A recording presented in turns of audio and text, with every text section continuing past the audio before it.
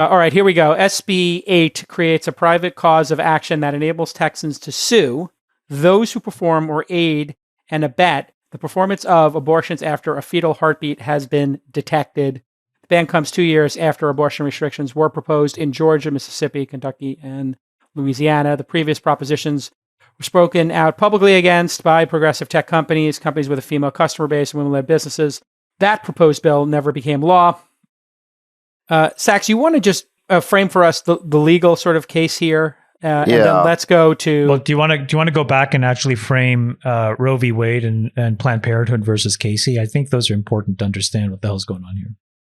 Sure. Okay. Well, so Roe obviously gave women the right to choose, the reproductive freedom over invalidated abortion laws, very in a very, very sweeping way. Casey sort of modified Roe. It upheld it, but modified it, saying that the state could impose some restrictions as long as it didn't place an undue burden. That was the key term, undue burden on a woman's right to choose. And I think what was at issue in that case was, I think it was Pennsylvania. The state of Pennsylvania imposed a waiting period and some consultation with an advisor. And so it delayed the abortion, but it didn't restrict or didn't otherwise eliminate it. Let me add. Yeah.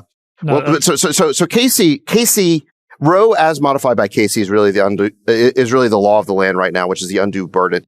Then Texas comes along, and do you want me to explain this law? Yeah.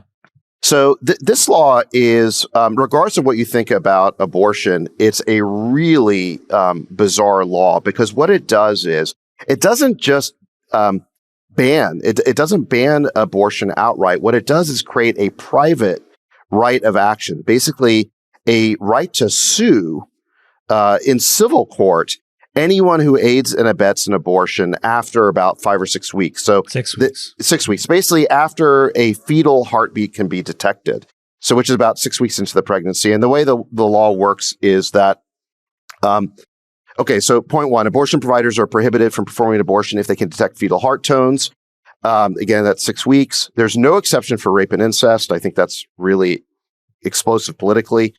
And horrible? Do you think it's horrible as a human?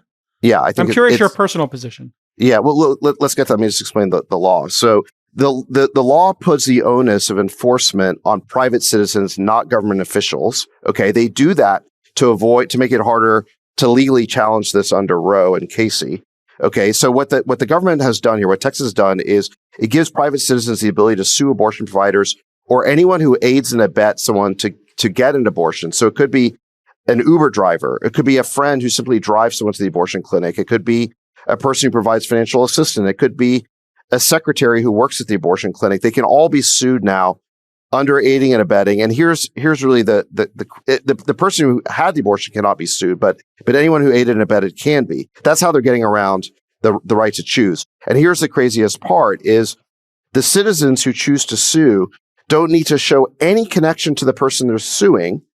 And they don't even have to live in the state, right? So there's no connection to them. There's no personal injury to them, but they're basically suing under a personal injury, under a civil right of action. And if they succeed, the law states that they're entitled to at least $10,000 in damages in addition to their legal costs. So if they win, their legal costs get paid, but if they lose, they don't have to cover the defendant's legal fees. So they just get a free shot here, which is also, I've never seen a loser pay rule like this. I mean, there are loser pay rules, but they're symmetric. So we have an asymmetric loser pays rule, but I don't think we've ever had a civil law like this where somebody can sue where there's no injury to them. There's no standing here.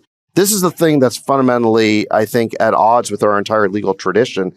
And I think regardless of what you think about abortion, this law will eventually be invalidated by the Supreme Court or a lower court on that ground that they're allowing people to sue without standing.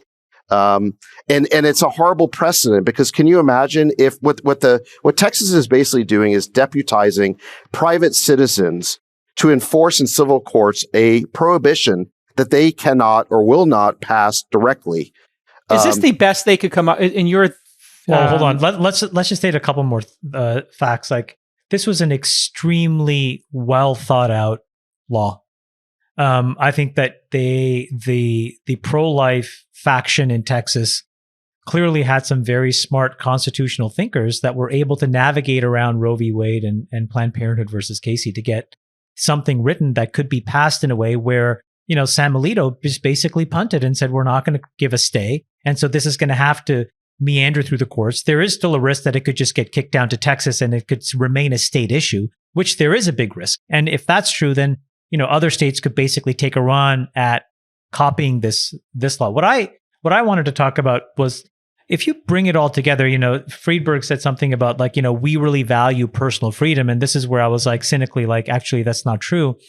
This is an example in my opinion of where this is just we are very hypocritical, where, if we talk about a vaccine mandate, there's just an entire fiery, up in arms of people, usually typically in the same states that are very anti-abortion, that are tread on me lightly. You can't touch my body. I have the right to decide. But when it comes to this topic, they abandon all of that and they go to the extreme opposite side, which is the government mandates. And to be able to say that to 50% of the population, that just because you are born with reproductive organs, that you're treated different, or specifically, a uterus, ovaries, and a vagina, you're treated differently than a man, to me just seems absolutely insane and just fundamentally just erodes this idea of equality, at just a very principled level. And the even worse thing is that then, the corporations that actually used to be on the front lines of helping to drive social justice so far have been completely absent, right? You have to remember in 2019, when we had these very repressive abortion laws, I think it was in Mississippi or Alabama, you had all of these companies come out and say, hey, no, not here, not under our watch. Then when you had all these voter suppression laws in Georgia, right? You had all these companies come out and say, hey, absolutely not on our watch. We will leave the state if you implement these things. But so far, what you've seen in this law is complete radio silence in Texas. And this is, you have to remember, Texas is the 9th largest economy in the world, right? In the world. So you have every single kind of company, from technology to otherwise, who have chosen to either start or relocate their businesses in this state. And I got to think that, these employees and these leaders of these businesses should be saying something, and they haven't said a damn thing. Friedberg, you have thoughts? And then we'll go to you, Sacks. Look, I feel like everyone has a limit to what they believe defines individual liberty. Should everyone have complete freedom to the point that they can take a gun and go shoot anyone that they want? The answer is no. I think even the most diehard libertarians would argue that there's some degree of, John Stuart Mill's sex.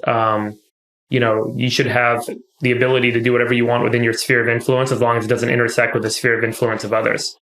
And so the philosophical argument that I believe the pro-life movement made, which is really a different point of view on values, is that the sphere of influence of a fetus exists at some point in time, and therefore shouldn't be invaded by the mother. Now, I'm not speaking, obviously, my point of view. My point of view is extremely pro-choice, just to be very clear.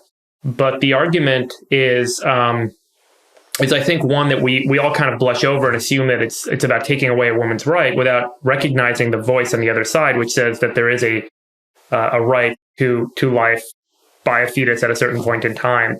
And so to me, there's almost like this principled debate that arises, and it probably certainly falls more along religious lines than it does along on a religious spectrum than it does on a kind of a libertarian spectrum, or a spectrum of liberties that kind of defines that crossover point for people.